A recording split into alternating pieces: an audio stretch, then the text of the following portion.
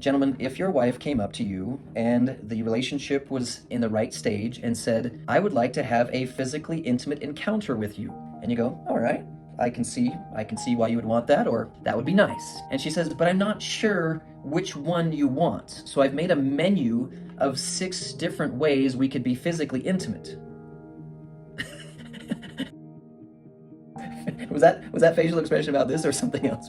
Still newly married. 101 ways to experience physical intimacy. We are not talking about today. That is not our lesson today. But if a woman brings a menu, what does a man say when a woman offers a menu of different ways to be physically intimate? He says, yes. She goes, but which one? I don't care. I will take 1, 2, or all of them. This might surprise you, but when a man asked me, well, which topic should I do my D-par on? Which topic should I write about? If you ask a woman who knows her brain, she only has one answer to that. Yes. She will enjoy what you write almost as much as you enjoy a bedroom activity.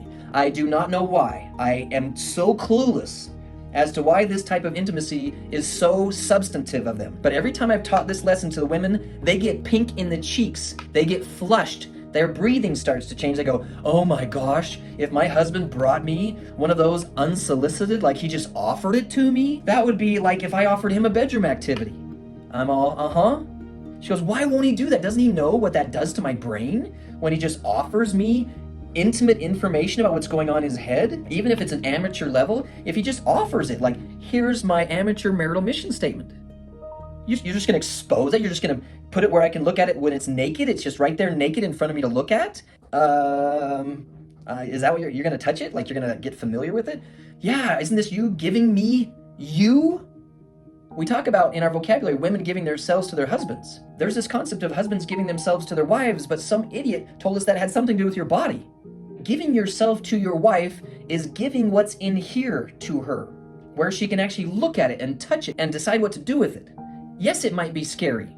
Yes, she might not know to. Maybe she's like, is this a time bomb or is this something adorable? I don't know what this is. You got to give her time to like sniff it out, to feel it out, to touch it out. And if you just give it to her once and you go, well, I shared it with you once. Can you imagine if your wife said, I shared my body with you once? Why do you want to see it again?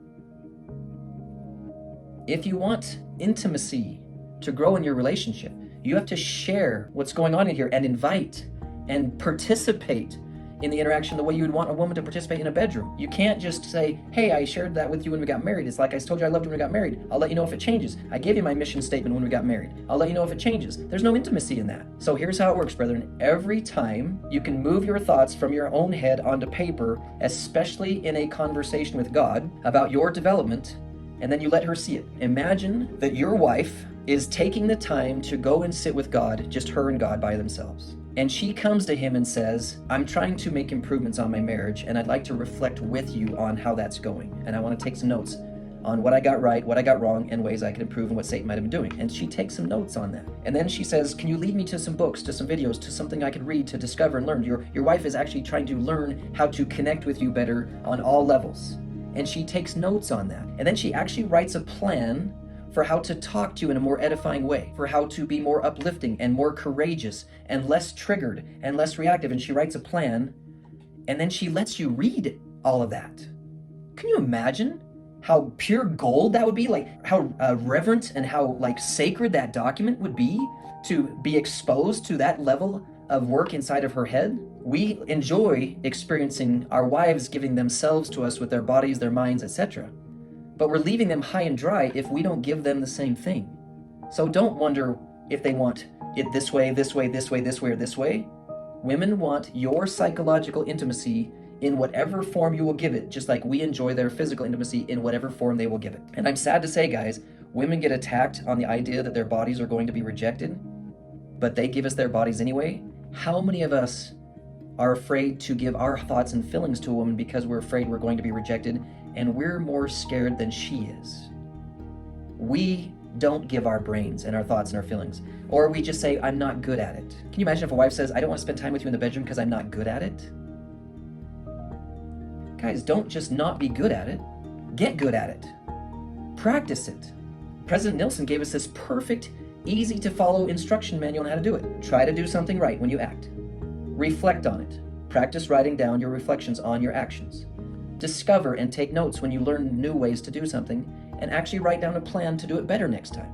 And then try to do it better next time. But if you don't, or if you do, reflect on it again. I've never seen anything repair marriages faster than a man who will do this process and lead the process in his family as a presider and let her see it. Because every woman that I've ever met starts to want to join it. I want to be a part of this man's journey. I want to be a part of where he's going. He's one of the few men on this planet that's actually going somewhere. But if you're just sitting there waiting for her, I'm waiting for her to say she's ready, I'm waiting for her to do this, I'm waiting for her to do that, I'm waiting for her to tell me what to do next. This entire Lazarus Lecture system is designed that you can do all of it without her participating, and you will still lead your marriage into a healthy marriage.